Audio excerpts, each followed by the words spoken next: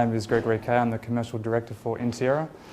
Today the presentation is going to be looking at gold production for the past 2 years, and also showing over the next few years the gold mines that are going to be coming online, which will attempt to, supply the increasing demand for gold in response to a number of issues that are affecting global currencies. And gold obviously being money itself, we'll see, I think, an increasing rise in the cost for gold and the purchase price for gold over the next few years. And Intierra, the company that I represent, is the global resource intelligence tool, and we will show you today where the future gold production is coming from and highlight potential investing opportunities for you clients. I think he was Greg Kay. He works for Intierra, and he sort of gave an overview on the mining industry, on gold and silver miners. And I thought it was just interesting to see it because I invest in small miners, so it was just interesting to see sort of how the industry is as a whole. And it sort of reaffirmed what I already knew, that a lot of activity in West Africa and a lot of activity in Peru and Colombia. There were a couple of things that surprised me, that Europe was only was still half the production of the Americas and of South America and Africa, which I thought was much higher than, even though it's lower, I thought it was higher than I expected. And then the new mines coming on, high levels again in West Africa, high levels again in South America. But I was surprised how much less production in Australasia. And it was just an interesting thing. But it's quite interesting as an investor to see where the big mines are.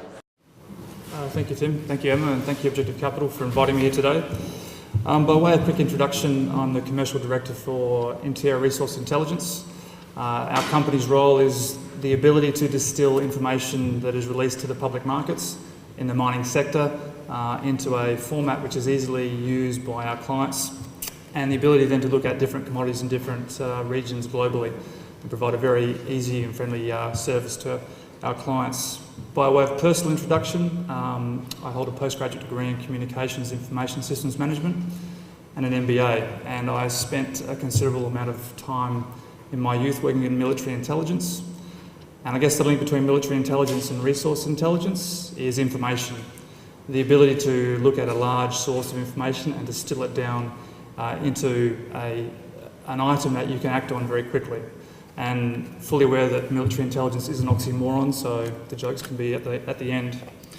The aim of today's presentation is to look at gold production and where production is going to occur over the next few years. So we won't look at the supply side of the fence at this stage. But if we look at history, we look back to the 1970s as an indication of what may happen in the future for gold. We had the war in Vietnam, we had rising oil prices, US auto sales had bottomed out, in fact led to a bankrupt auto industry, and we had double-digit inflation. And that culminated in record high price at the time of $875 US an ounce. Obviously we have similar levers that are acting on the economy at the moment, and from a macro point of view, and that may lead to the gold price increasing, as Tim has alluded to in his presentation. And gold does remain the source by which most things are measured. And as Tim mentioned, if you look at the US currency, the UK pound, and even the Swiss francs, all currencies are losing purchasing power against gold at the moment. And potentially this could lead to hyperinflation in the future. But as I mentioned at the start, we're going to look at the production figures for gold from 09-010, and then we're going to look at what's going to be coming online in the next few years. All the figures we'll use in today's presentation are in US dollars, and the information that we're going to be displaying today is information sourced from the global markets. So firstly, we'll look at the largest gold mines that are currently operating in the world. On the screen you'll see from Nevada to Goldstrike, Yanacocha and Grasberg, Kloof in South Africa. These are the mines that are producing in excess of 1 million ounces a year. And if we look at specifically Yanacocha, Nevada and Grasberg mine, they in 09-10 cumulatively were 6.2% of global production for gold. If we then bring that scale down and look at mines that are producing more than 500,000 ounces a year, again you can see South Africa remains a dominant player, as well as Australia, North America, and obviously mines up through the Eurasian and Russian sectors.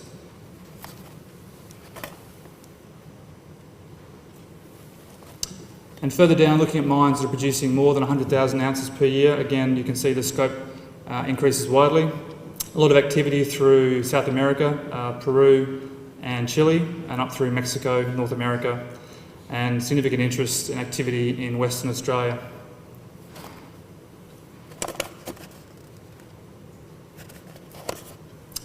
So for 2010 financial year, cumulatively reported to the financial markets, there were 68 million ounces of gold produced, which using a price of $1,300 per ounce equates to $88.4 billion worth of gold came out of the ground in 2010. And by region, Australasia remains on top, with Africa, South America, North America and Europe coming on in that top 5 list. And as Tim mentioned to earlier, Africa really is the region at the moment where a lot of activity is occurring in exploration, which we'll cover shortly. And I think we'll also see significant interest in the South American region as well.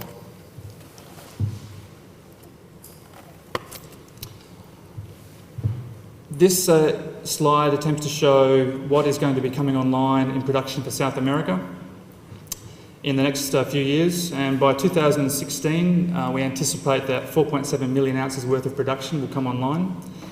And there's over 70 million ounces of gold production over the life of those mines. And at present, in terms of exploration, it's an activity, it's really in Chile and Peru, but the region is underexplored, and I anticipate that over the next few years, significantly more discoveries will be made in the region. If we look at North America, again, we can see Canada remains in terms of activity in the gold sector, with some more mines coming on in Mexico. But we anticipate 4.4 million ounces will come online by 2016, with a 99 million ounce production over the life of those mines, as currently reported. And Africa really is one of the hotspots at the moment for gold, and specifically West Africa. And we are seeing reported to the market 3.4 million ounces coming online by 2016, and 46 million ounces of gold production. And what's of interest here, as Tim alluded to earlier, it is a more stable geopolitical region at the moment, even with current events that have occurred. And we do have significant activity from ASX and TSX listed explorers in the country. Primarily that activity is occurring through Ghana and Burkina Faso, but we're seeing increased activity through Côte d'Ivoire and other smaller countries. Exploration activity is increasing, and the spend in that particular region is dramatically increasing. So over the next few years, I anticipate that resource upgrades and maiden resources will be delivered to the market. For Europe, we're only anticipating 2.6 million ounces by 2016, with 44 million ounces for the life of those mines. And again, I think this is primarily due to most of the activity occurring in the South American and African region, but there are some significant mines coming online in Europe.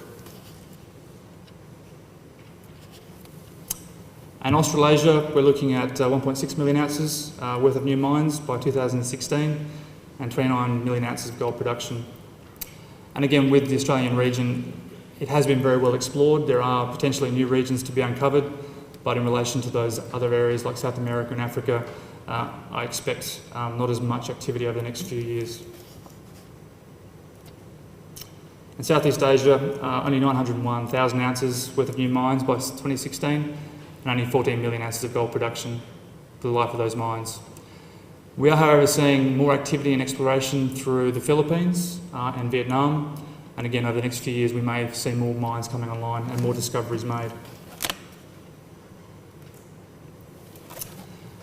And the Asian and Russian region, again, Russia obviously is a major gold producer, but in terms of publicly listed companies, most of them are private, so there is more information and more mines that may be in the region. But as reported to the markets, we're only seeing 515,000 ounces of new mines by 2016, and 16 million ounces of gold production over the life of those mines.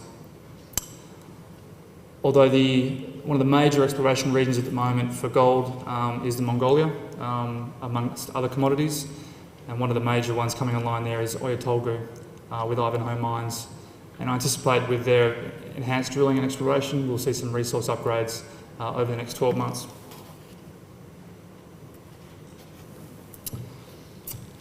So the 8 largest new gold mines to come online in the near future.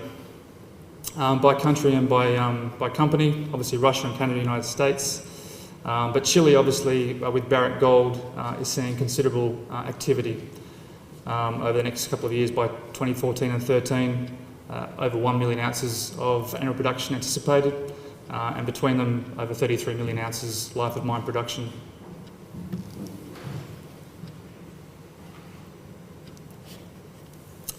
And in terms of the largest companies to bring on new mines in the near future, Barrick Gold obviously has some significant assets coming online in the near future. And as mentioned previously, Ivanhoe Mines with their assets in Mongolia and other countries, also a significant player in the near future.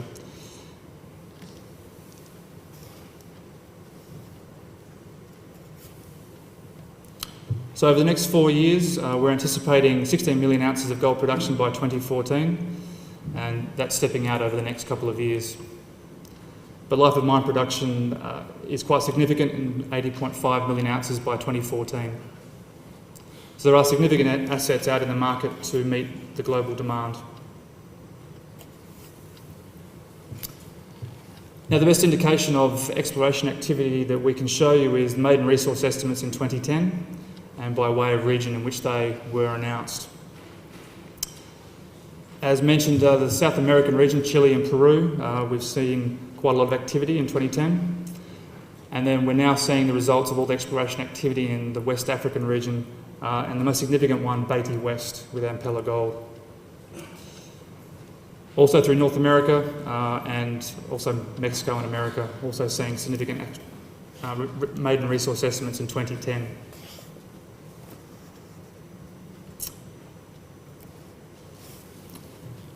As mentioned previously, Africa and Europe, 14.4 million ounces.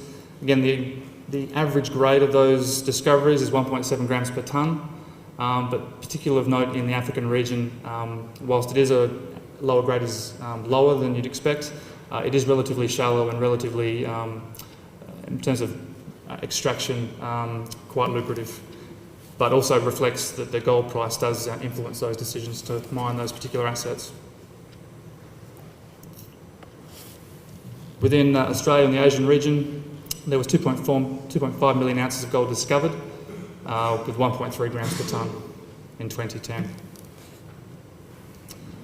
And obviously one of the major discoveries in the Australian continent was the DeGrussa discovery in northwest Western Australia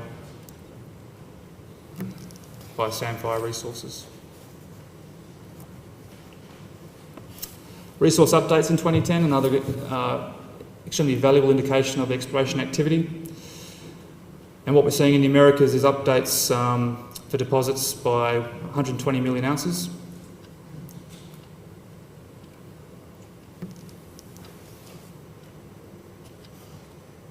And also that African region as well, showing significant activity with known deposits increasing by 45 million ounces. And again, through the Burkina Faso and Ghana region, where most activity has occurred. But also South Africa also has seen some significant updates to existing resources.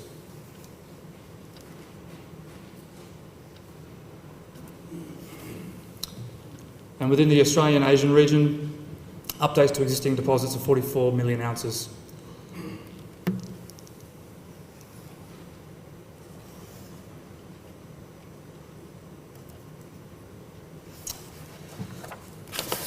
That concludes the formal part of the presentation this morning on the current state of gold production and future production for gold from a global point of view, at which point, happy to take questions.